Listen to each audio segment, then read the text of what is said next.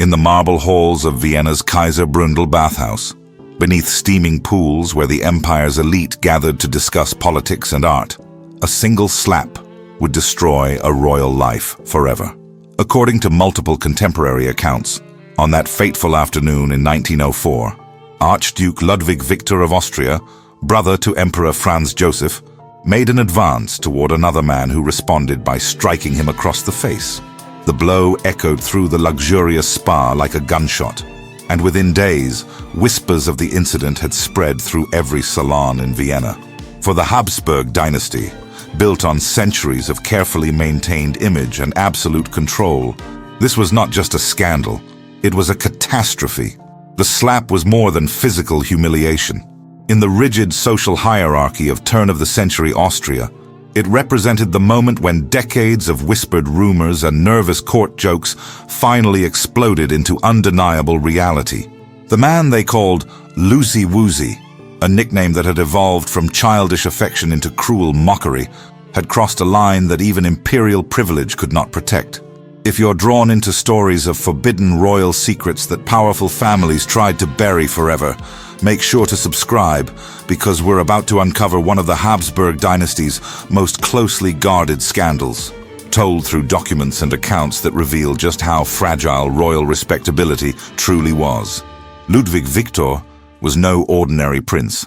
While his older brothers Franz Joseph and Maximilian were groomed for duty and responsibility, the youngest Habsburg son had grown up pampered, theatrical, and utterly uninterested in conforming to imperial expectations. Historians describe him as charming, yet sharp-tongued, a man who preferred silk to steel and art to warfare. His grand palace at Schwarzenbergplatz had become Vienna's most glittering social center, where he hosted lavish parties that drew artists, diplomats, and nobles, along with beautiful young men whose presence sparked increasingly bold gossip. Contemporary reports suggest that within Habsburg court circles, Ludwig Viktor's attraction to men was an open secret that everyone acknowledged, but no one dared speak aloud. His brother, the emperor, reportedly joked that Ludwig should be assigned a ballerina as his aide-de-camp, so nothing scandalous could happen, a comment that revealed both familial affection and deep unease with a truth they could not publicly accept. But Vienna's tolerance for unspoken scandals had its limits. Behind the glittering facade of imperial balls and artistic patronage, powerful enemies were watching, waiting for the perfect moment to bring down the flamboyant Archduke who had mocked too many marriages, revealed too many secrets, and lived too openly in a world that demanded conformity above all else. The bathhouse incident would be Ludwig Viktor's downfall. But the seeds of that destruction had been planted decades earlier in the nurseries and ballrooms of the Hofburg Palace, where a mischievous child named Hetzi first discovered his love for performance, attention, and the dangerous art of being different in a world that punished individuality. On May 15, 1842, in the imperial apartments of Vienna's Hofburg Palace, Archduke Franz Karl of Austria and Princess Sophie of Bavaria welcomed their youngest son into a world of unimaginable privilege and suffocating expectations. They had hoped for a daughter after the devastating loss of their only girl, little Maria Anna Carolina, who had died at just 4 years old. Instead, they received another boy, but this one would prove to be unlike any Habsburg prince who had come before. From his first breath, Ludwig Viktor Joseph Anton Franz was different. While his older brothers, Franz Joseph and Maximilian, were being shaped for the serious business of ruling an empire, the youngest prince was indulged, adored, and allowed to develop in ways that would have been unthinkable for his siblings. The family called him Hetzi, a playful nickname that captured his mischievous, lively nature. Historical records suggest that even as a small child, he possessed an irrepressible charm that could light up the vast formal corridors of the imperial palace. The large age gap between Ludwig Viktor and his brothers meant that his early childhood unfolded in a uniquely feminine environment. Court documents indicate he spent his days surrounded by his mother's ladies-in-waiting, musicians, tutors, and servants, predominantly women who nurtured his natural grace, wit, and theatrical instincts. From these elegant, cultured companions, historians believe he absorbed not just social refinement, but a different way of moving through the world than his militaristic brothers.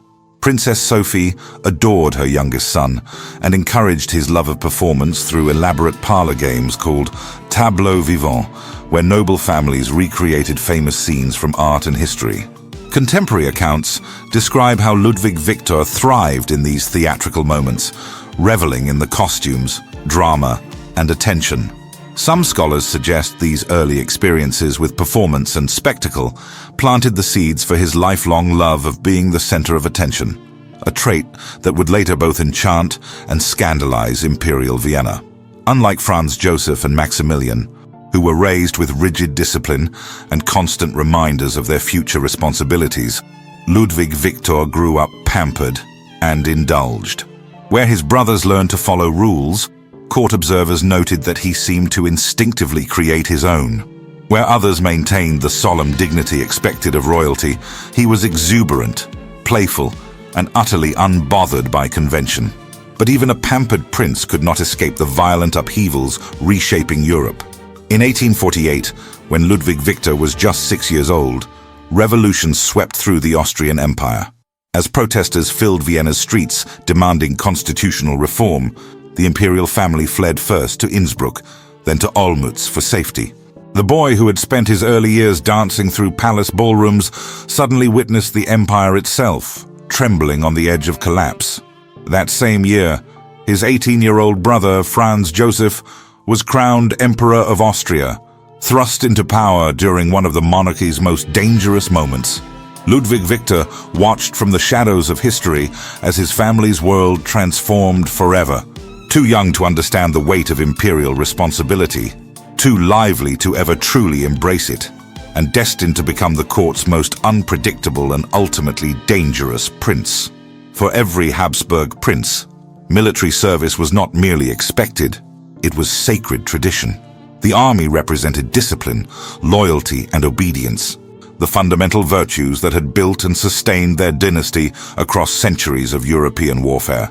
But for Ludwig Viktor, these expectations felt less like honor and more like chains, binding him to a life that contradicted everything in his nature. As a teenager, he dutifully began the standard military training prescribed for princes of his rank.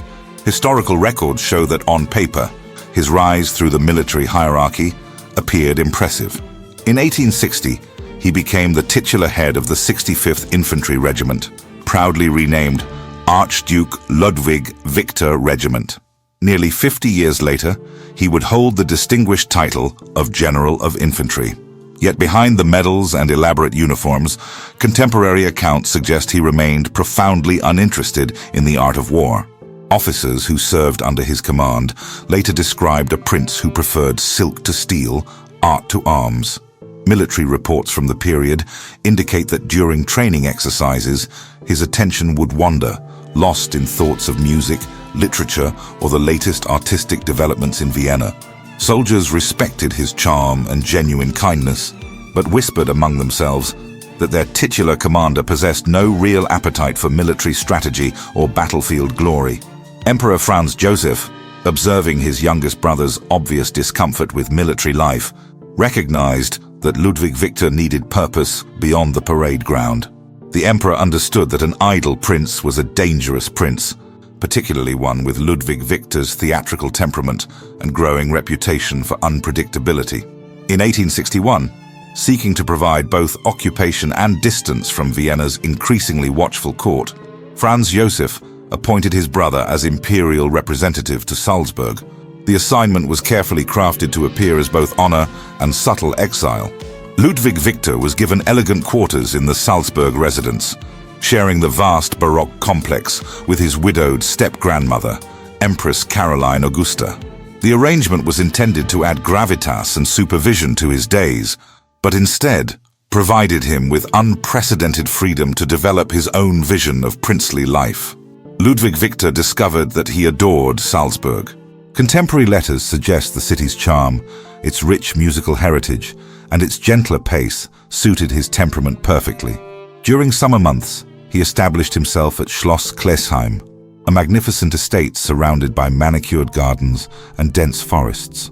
Court documents indicate that there he began hosting intimate gatherings, staging small artistic performances, and cultivating relationships with local intellectuals, musicians, and artists. These early entertaining efforts allowed Ludwig Viktor to build an image that would define the rest of his public life, not as a soldier or traditional prince, but as a connoisseur of beauty, pleasure, and cultural refinement.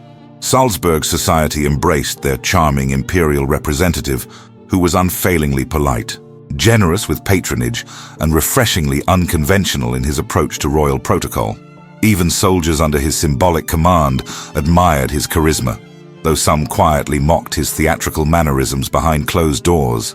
But as the years passed in this provincial paradise, it became increasingly clear that Ludwig Viktor's true battlefield would not be fought with swords or muskets. His real war would unfold in the drawing rooms and opera houses of imperial Vienna, where appearances mattered more than military victories, and where charm, scandal, and whispered secrets would determine victory or devastating defeat. When Ludwig Viktor returned to Vienna in the early 1860s, the imperial capital was experiencing a cultural renaissance that would define an entire era. New theaters, elegant cafes, and magnificent concert halls were transforming the city into Europe's artistic heart. In this glittering world, where appearances determined power and beauty commanded respect, Ludwig Viktor understood exactly how to make his mark. Not through politics or military conquest, but through the creation of spectacle itself. In 1863, he commissioned what would become one of Vienna's most talked-about architectural achievements, a grand residence at Schwarzenbergplatz that would serve as both his home and his stage. Designed by Heinrich von Ferstel, the visionary architect behind Vienna's Votivkirche and the university, the Palais Ludwig Viktor was built in the opulent neo-Renaissance style that epitomized imperial grandeur. This was Ludwig Viktor's declaration to the world: if he could not command armies, he would command attention through sheer magnificence. The palace was a masterpiece of theatrical design, featuring a massive ballroom that glittered with countless chandeliers, a lavish dining hall capable of hosting hundreds of guests, and an exotic winter garden filled with rare plants and classical statues. Every surface shimmered with mirrors, marble, and gold leaf, creating an environment where reality blurred into fantasy. Contemporary accounts describe how visitors would gasp upon entering, overwhelmed by the sensory explosion of luxury and artistic refinement. Inside these opulent walls, Ludwig Viktor began hosting events that would become legendary throughout European high society. His dinner parties drew diplomats, artists, and nobles from across the continent, while his masquerade balls and musical evenings attracted even Emperor Franz Joseph and Empress Elizabeth, who attended with a mixture of amusement and growing unease. Tell me in the comments what part of this story shocks you the most so far. And if you're enjoying this documentary, make sure to subscribe for more stories like this. For Ludwig Viktor, every evening was opening night in his own private theater. Historical records indicate he entertained not only the traditional aristocratic elite, but also poets, actors, musicians, and occasionally guests whose presence raised eyebrows among Vienna's more conservative circles. His conversation was described by contemporaries as brilliant and dangerous, witty, quick, and capable of cutting remarks that could either delight or devastate his targets. The Archduke also developed an obsession with collecting art that reflected his extravagant tastes. His acquisitions ranged from delicate porcelain to bold contemporary portraits, and his opinions on artistic merit could make or break reputations throughout Vienna's cultural scene. Some viewed him as a serious patron of the arts, while others dismissed him as a mere showman, but none could deny his growing influence over the city's aesthetic landscape. Ludwig Viktor's fascination with photography led him to experiment with striking portraits that were unconventional for their time. Often appearing in theatrical costumes or elaborate dress, these images captured his love of performance while simultaneously fueling growing rumors about his private life. In one famous photograph, he appeared dressed as a woman, bouquet in hand, with a playful smirk that seemed to challenge Vienna's rigid social conventions. But behind all the glittering charm and artistic patronage, whispers were beginning to circulate through the salons and drawing rooms about exactly what kind of company the flamboyant Archduke preferred to keep in his magnificent palace. Vienna's elite society thrived on secrets. The more scandalous, the more delicious. But there was one truth that everyone whispered about, yet no one dared speak aloud. Archduke Ludwig Viktor was attracted to men, and his behavior made no attempt to hide this reality. In an age when such inclinations were forbidden by both law and religious doctrine, his openness was not just extraordinary, it was revolutionary and profoundly dangerous. Within the insular world of the Habsburg court, Ludwig Viktor's sexuality was what historians now call an open secret. Contemporary accounts suggest that everyone from Emperor Franz Joseph to the lowest court officials understood the truth about the youngest Archduke's romantic preferences. Yet the subject remained wrapped in a conspiracy of silence that protected both the monarchy's reputation and Ludwig Viktor's physical safety. Austrian law at the time criminalized homosexual acts, making his position precarious despite his royal blood. The emperor himself reportedly dealt with his brother's sexuality through nervous humor and willful ignorance. According to court memoirs, Franz Joseph once joked that Ludwig Viktor should be assigned a ballerina as his aide-de-camp, so nothing scandalous could happen. This comment, recorded by multiple contemporary sources, revealed the peculiar blend of familial affection and deep discomfort that characterized the imperial family's response to what they could neither accept nor publicly acknowledge. The nickname Lucy Woozy, which had once been an innocent pet name from childhood, began taking on sharper, more mocking undertones as Ludwig Viktor entered adulthood. Court observers noted how the diminutive nickname became a way for family and courtiers to diminish him, transforming his theatrical nature into something childish and dismissible rather than threatening to imperial dignity. Despite these subtle humiliations, Ludwig Viktor refused to modify his behavior or hide his authentic self. Historical records indicate he surrounded himself with beautiful young men who served in various capacities as secretaries, companions, and members of his artistic circle. He strolled through Vienna in elegant English suits, frequented the opera and fashionable cafes, and maintained relationships that scandalized conservative society while fascinating its more progressive elements. Ludwig Viktor also cultivated friendships with actresses, dancers, and artists, not for romantic purposes, but out of genuine admiration for their creativity and shared sense of existing outside conventional social boundaries. Contemporary sources suggest he viewed these artistic figures as kindred spirits who understood what it meant to live authentically in a world that demanded conformity above all else. His palace at Schwarzenbergplatz became known as a sanctuary for Vienna's cultural rebels, where conversations flowed as freely as champagne, and where traditional social hierarchies mattered less than wit, talent, and personal charm. Foreign diplomats noted the unique atmosphere of these gatherings, where an archduke might debate philosophy with a poet, while musicians improvised, and young men moved through the rooms with an ease that would have been impossible in more conventional aristocratic homes. But even in cosmopolitan Vienna, tolerance had its limits. Court officials were beginning to compile discreet reports about the Archduke's activities, and religious leaders were expressing private concerns about the moral example being set by a member of the imperial family. The question that haunted the Habsburg court was becoming impossible to ignore. How long could they continue protecting a prince whose very existence challenged the moral foundations upon which their dynasty claimed divine authority? Ludwig Viktor possessed the kind of wit that could simultaneously enchant and devastate, a talent that made him the most sought-after dinner companion in Vienna, and increasingly, its most dangerous enemy. Contemporary accounts describe his conversational abilities as extraordinary, quick, brilliant, and capable of cutting through pretense with surgical precision. In imperial Vienna's salons, where reputation could be built or destroyed with a single observation, Ludwig Viktor's sharp tongue made him both feared and irresistibly entertaining. His gift for gossip was legendary, but it came with a cruel edge that revealed his understanding of power's most vulnerable points.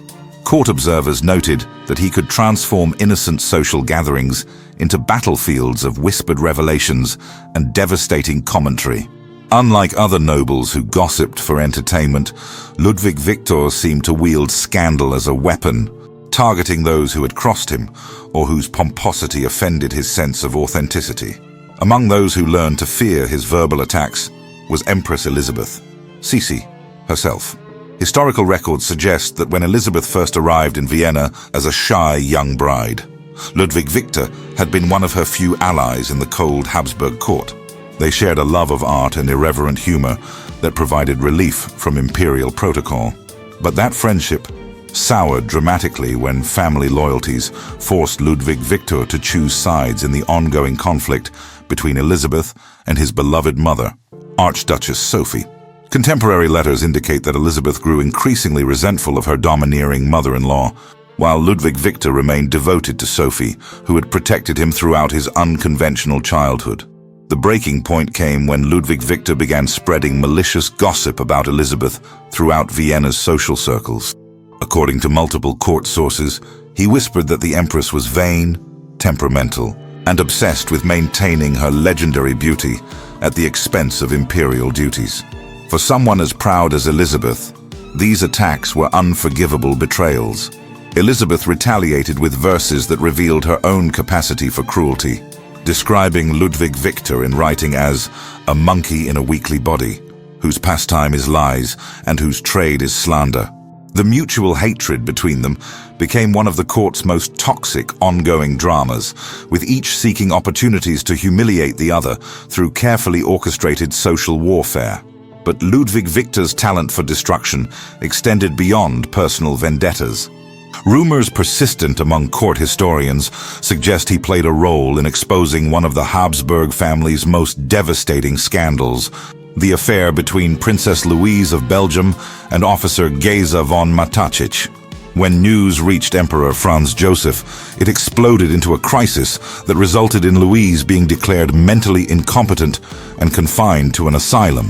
While no concrete evidence links Ludwig Viktor to Louise's exposure, the suspicion haunted him. The imperial family began viewing him not merely as an embarrassment, but as an active threat to their most carefully guarded secrets. Even his nephew, Archduke Franz Ferdinand, who had once been friendly toward his eccentric uncle, grew to despise him after Ludwig Viktor openly mocked Franz Ferdinand's marriage to Countess Sophie Chotek as a misalliance. By the early 1900s, Ludwig Viktor had systematically alienated nearly everyone at court who possessed real power, creating a coalition of enemies who were simply waiting for the perfect opportunity to destroy the man whose tongue had wounded them all. By 1904, Ludwig Viktor was 62 years old and still very much the talk of Vienna. But age had made him reckless in ways that would prove catastrophic. The charm that once amused imperial society now provoked it, and the empire he lived in was transforming around him. Turn-of-the-century Vienna had become obsessed with moral appearances, where respectability served as the language of power and hypocrisy became its most sophisticated disguise. Behind the closed doors of palaces and salons, secrets flourished as they always had. But when those secrets became public knowledge, they destroyed lives with unprecedented swiftness. Ludwig Viktor had managed to balance on this treacherous tightrope for decades, protected by his royal blood and his brother's reluctant tolerance. But that protection was about to vanish forever. On what historians now consider one of the most consequential afternoons in Habsburg family history, Ludwig Viktor visited the Kaiser Brundel, Vienna's most luxurious bathhouse. Located in the heart of the city, this elegant spa served as a gathering place for gentlemen of high society, where political discussions unfolded beneath marble arches and business deals were negotiated in steaming pools filled with the empire's elite. The Kaiser Brundel was also quietly known as a meeting place for men seeking the kind of companionship that Vienna's rigid social structure refused to acknowledge publicly. According to multiple contemporary accounts, it was here that Ludwig Viktor's carefully constructed world would collapse in the most humiliating manner imaginable. The precise details of what transpired vary with each historical retelling, but the essential facts remained consistent across all versions.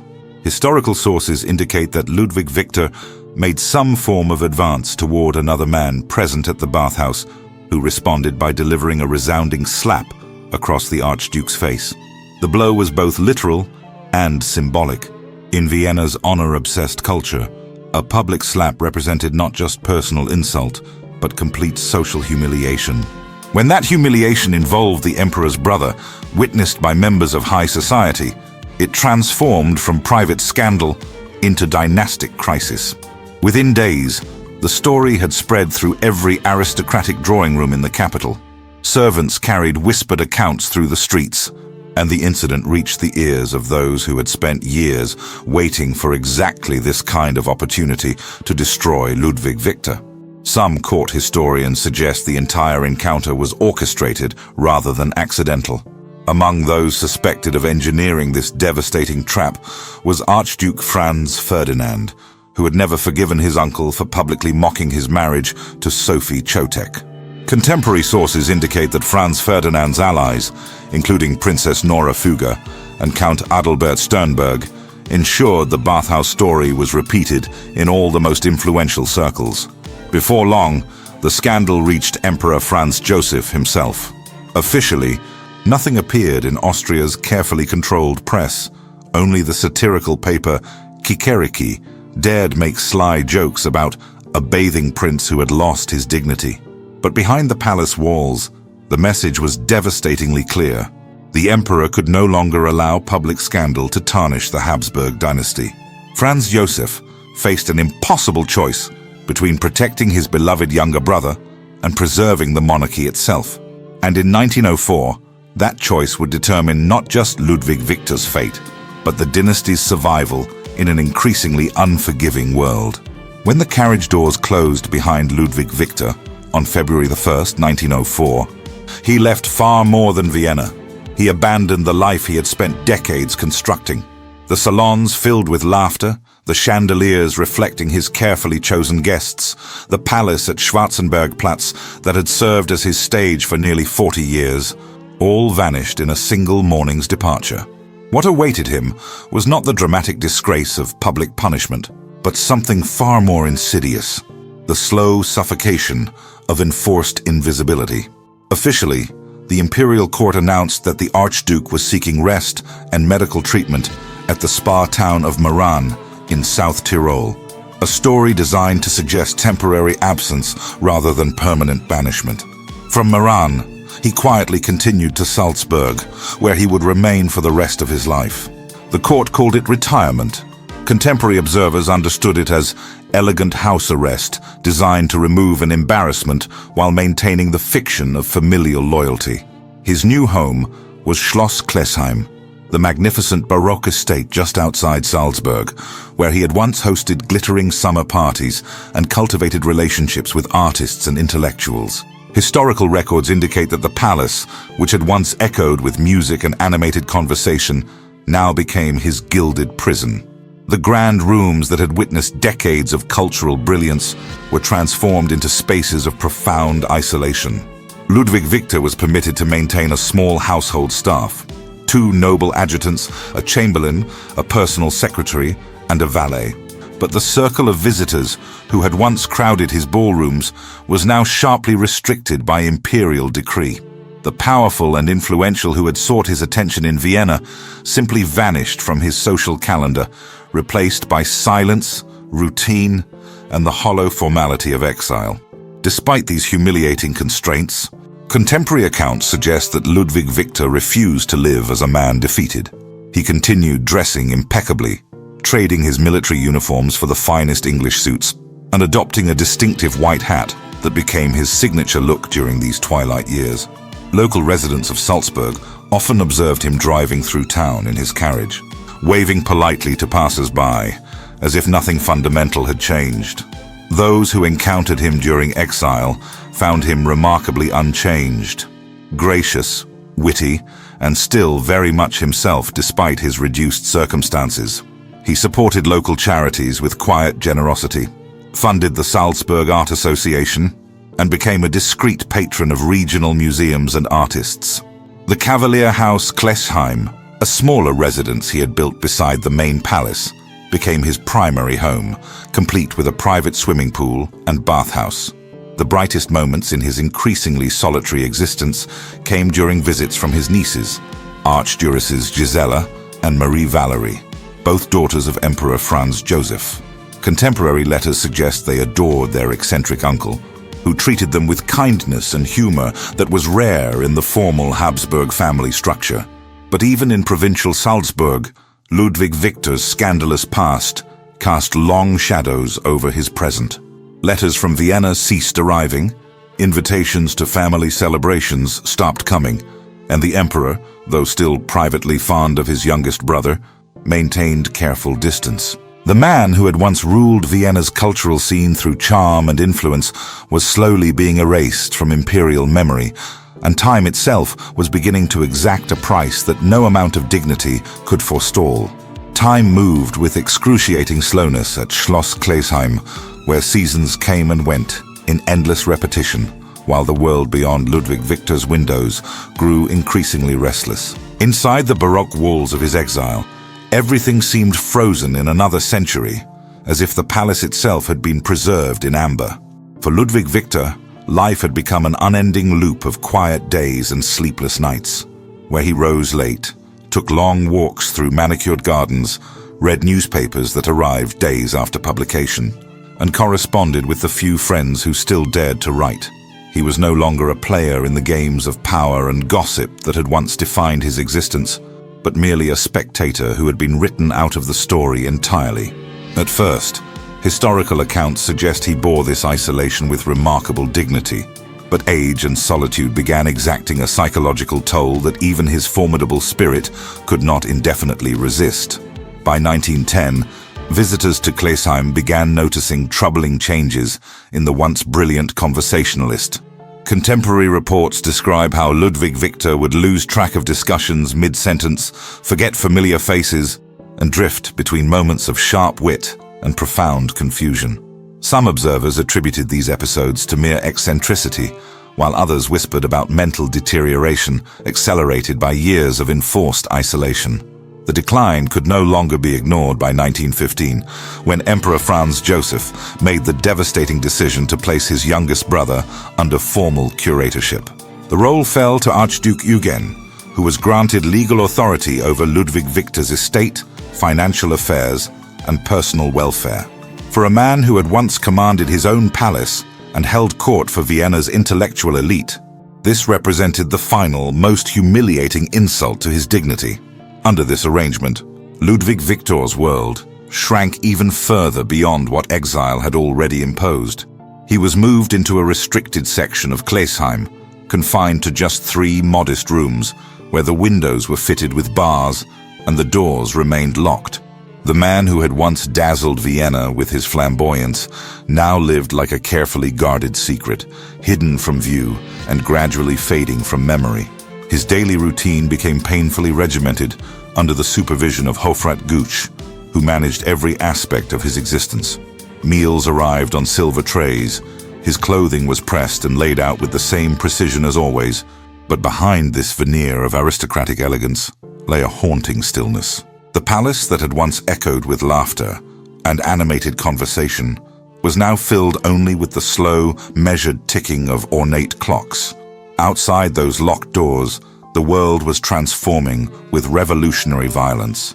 The Austro-Hungarian Empire was collapsing under the devastating weight of the Great War, loss, and internal revolution. The monarchy that had exiled Ludwig Viktor was systematically falling apart, its foundations crumbling with each passing month. Franz Joseph died in 1916, leaving behind a broken dynasty and an empire in its death throes. Ludwig Viktor, the last surviving son of Archduke Franz Karl, outlived his imperial brother by only a few years. As the empire disintegrated around him, so did its last great secret. And the man who had once been too scandalous to acknowledge was about to witness an irony that would define his entire tragic existence. In January 1919, as winter winds swept across the silent grounds of Schloss Klesheim, Archduke Ludwig Viktor of Austria drew his final breath at the age of 76. There was no royal procession, no grand funeral ceremony, no fanfare to mark the passing of an emperor's brother. The man who had once commanded Vienna's most magnificent ballrooms died quietly in his locked rooms, attended only by his caretaker and the haunting stillness that had defined his final years. He was buried in the small cemetery at Klesheim, beside the modest parish church near Salzburg, in a grave marked with simple dignity rather than imperial grandeur. No royal guards stood at attention, no imperial banners fluttered in the cold air, just the soft sound of earth falling over the coffin of the man Vienna had chosen to forget. Yet the timing of his death carried an irony so profound that it seemed to mock the very empire that had silenced him. Ludwig Viktor died exactly 2 months after the Habsburg monarchy officially collapsed, outliving by mere weeks the 1,000-year dynasty that had exiled him for refusing to hide who he was. The scandal that had destroyed his public life had long since faded into historical footnotes, while the empire that had deemed him too dangerous to tolerate had vanished entirely from the map of Europe. Contemporary historians now recognize the extraordinary courage it required for Ludwig Viktor to live authentically in an age when such honesty could destroy lives. In the suffocating moral atmosphere of turn-of-the-century Vienna, where appearances mattered more than truth and conformity was enforced through social exile, he had chosen to be himself rather than perform a lie that would have preserved his position. The nickname Loosey Woosey, which had begun as childhood affection and evolved into adult mockery, now carries different meanings for those who study his life. Rather than diminishing him, it represents something revolutionary for his era, the refusal of a powerful man to apologize for his authentic nature, even when that authenticity cost him everything he had built. Modern scholars suggest that Ludwig Viktor's story illuminates the impossible position faced by LGBTQ+ individuals in imperial Europe, caught between personal truth and social survival. His exile was not punishment for moral failure, but for challenging a system that demanded the erasure of anyone who could not conform to its narrow definitions of acceptable existence. In the end, Ludwig Viktor achieved a form of immortality that his persecutors never attained. Franz Ferdinand, who may have orchestrated his downfall, was assassinated in 1914. The empress who mocked him in verse died tragically in 1898. The empire that deemed him unworthy crumbled under the weight of war and revolution. Yet the flamboyant Archduke, who dared to live openly in a closeted world, survived in memory as something his enemies could never be, genuinely, unapologetically himself. If this story of forbidden love, royal scandal, and the courage to remain authentic despite impossible odds has moved you, subscribe to our channel for more hidden histories that reveal the human cost of society's demands for conformity. Sometimes, the greatest acts of rebellion are simply refusing to disappear.